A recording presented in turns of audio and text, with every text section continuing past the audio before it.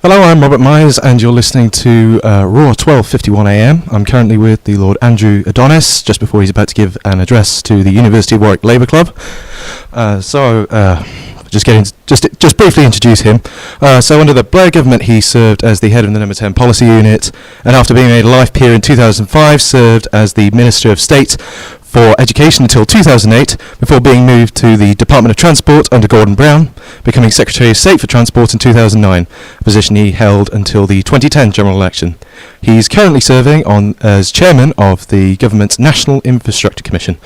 So I'm just going to jump right into your specialty, which is transport, of course. You recently predicted that the UK could face a gridlocked infrastructure in the future. What would you say are the biggest priorities for the UK's infrastructure in order to avoid this?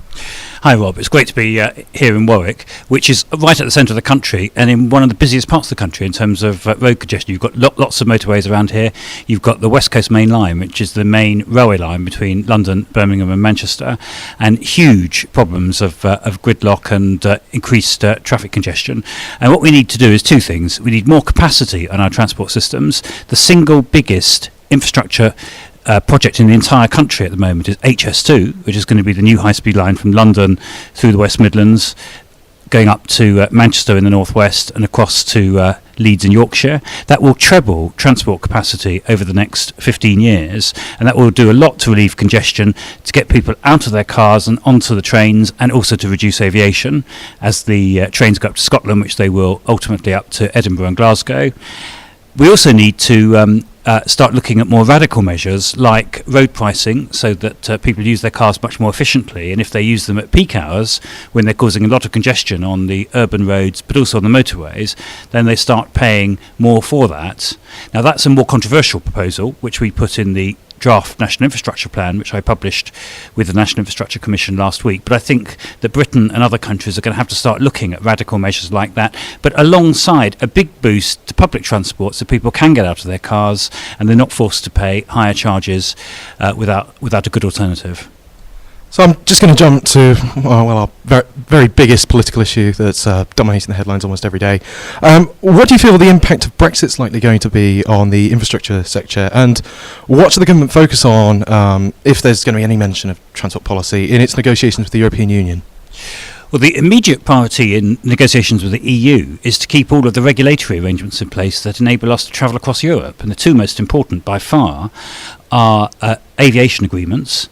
Unless we have new agreements to replace regulatory systems inside the European Union, there'll be no planes flying between Britain and the European Union in 18 months' time. We clearly don't want that, so there's going to have to be an agreement in place. The other big problem is customs checks for trucks at Dover. At the moment, trucks going to and from the EU take 2 minutes to clear customs in Dover. Those from beyond the EU take 20 minutes.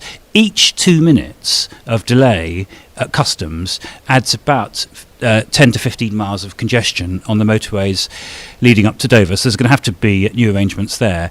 But that's simply to enable existing economic life to continue. Obviously, what we need to do is to see that we don't suffer for a fall in trade and lower living standards. And that's going to mean some quite complicated agreements on tariffs and what's called the single market, which is the market in services, to see that we don't start erecting new tariff barriers between us and the 27 other countries of the EU, which, if that were to happen, would lead to us all being poorer, but particularly Britain being poorer, because, of course, a very high proportion of our trade is with the other EU 27 nations.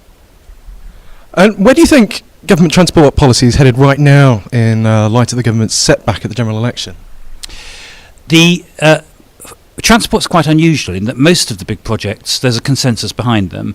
All three of the major political parties, indeed four if you include the SNP, are in favour of HS2. The expansion of Heathrow, which is crucially important in terms of transport policy, that's supported by most MPs in all of the parties. By and large, it's the MPs, regardless of party, who have constituencies close to Heathrow who are against, and those who are further away who are in favour.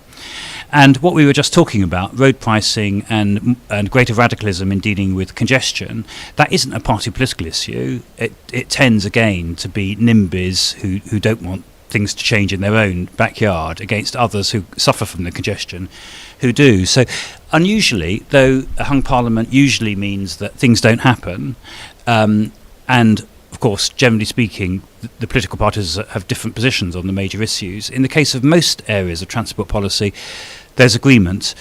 The big exception is on the question of nationalisation, where Labour under Jeremy Corbyn is in favour of nationalising the railways, which would cost a huge amount to carry through, and of course the current Conservative government isn't.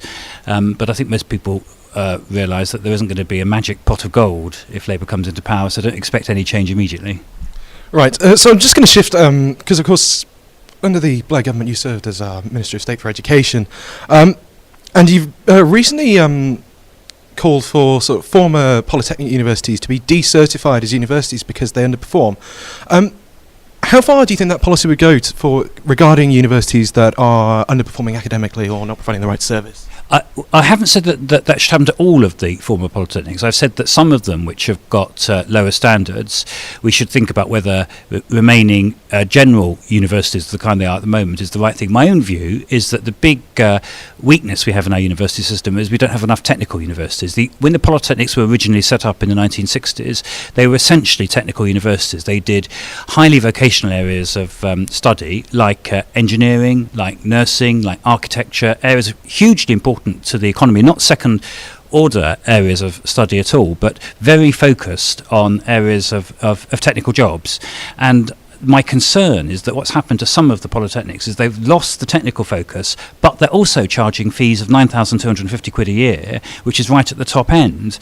And so the students are being shortchanged. And I think the question which needs to be looked at is whether some of the universities should be required to focus more on their technical mission and charge lower fees, so offer a much better deal for students, both in terms of value for money for their courses, but also in terms of getting them to study courses which get them into jobs when they graduate.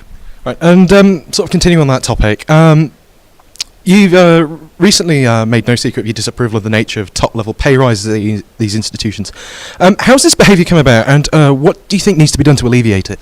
Well, I think Vice-Chancellors have paid far too much. I've been going on particularly about the Vice-Chancellor of Bath University, which isn't even a Russell Group university like Warwick, but whose Vice-Chancellor is paid £450,000 a year, as well as a free house in the centre of Bath, and a whole load of perks. And I just think that's excessive. And what should happen is that the pay should come down. The number of top managers in universities should also come down, as well as their pay coming down. And that money should be given back to students in the form of lower fees.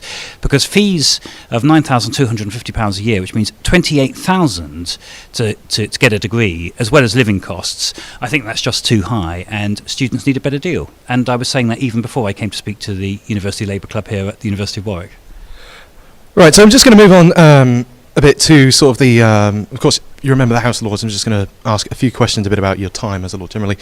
So you've been a Lib Dem Labour and now a crossbench peer in the Lords. If I could just briefly ask, what is UK politics in flux, and where do you think things are going to go from here? Because we're obviously living in quite interesting times right now. Yeah, just to get the record straight, I've been a Labour peer almost all the time I've been in the Lords. Just when I set up the National Infrastructure Commission, because it's a cross-party commission, I went onto the crossbenches as an independent, sitting in the Lords. I still remained a member of the Labour Party, but now that the thing is set up and running, I've taken the Labour whip again. I was a Lib Dem in my 20s before Tony Blair became leader of the Labour Party, and when he became leader of the Labour Party, because basically what Tony Blair believes in, which is a kind of modernised social democracy, is what I believe in. So I've been in the Labour Party since then. My own view is that the biggest issue in politics by far at the moment is Brexit. It's far more important than party politics, and indeed it splits both major parties. A majority of members of the cabinet, the current Conservative cabinet, were in favour of staying, including the Prime Minister, Theresa May. Almost all members of the Labour Party were in favour of staying, but the electorate voted by a very narrow majority last year to leave, and we're all trying to make sense of that. And it's not easy to make sense of it because, in the House of Lords where I sit, I should say 95% of members of the House of Lords are in favour of staying in the European Union. If there was a free vote in the House of Commons, despite the referendum, 2/3 to 3/4 of MPs would vote in favour of staying. And yet we're stuck in these, to my mind, horrendous negotiations, which I think can only have the effect of damaging our trade, damaging our prosperity, and making us far more inward-looking as a country than we should be.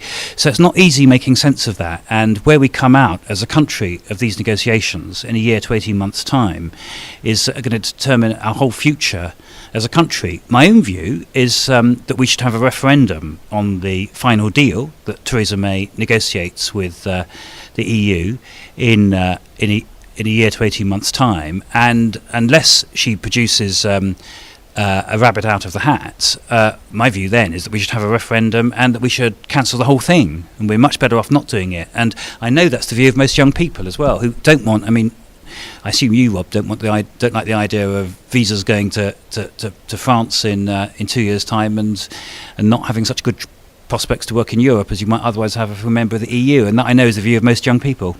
Well, I can't quite comment on that right now. But if you don't mind asking me for a retrospective view, how's your time in the Lords been? And if you don't mind it being a little bit cliched, but what's your view on reform? Is it necessary, or is the Lords fine as it operates now? I'm in favour of an elected House of Lords, and which we'd probably call a Senate then, because of course would be a House of Lords.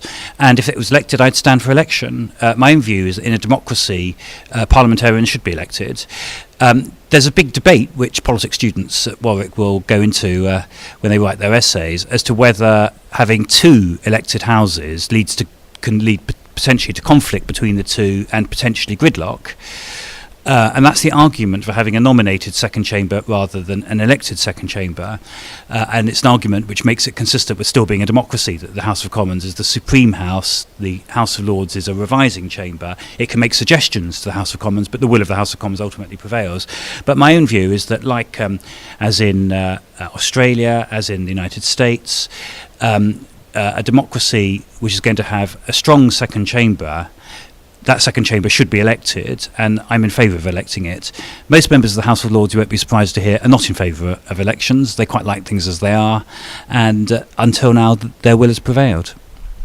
Okay, thank you very much. That is all we've got time for now, because you're about to give your talk.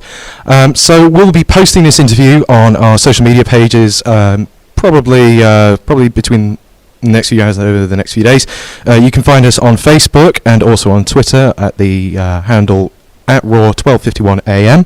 I've been Robert Myers, and I'd like to thank Lord Adonis for giving us time to speak to us. Thank you very much, and all the best with the term as it goes forward. Thank you.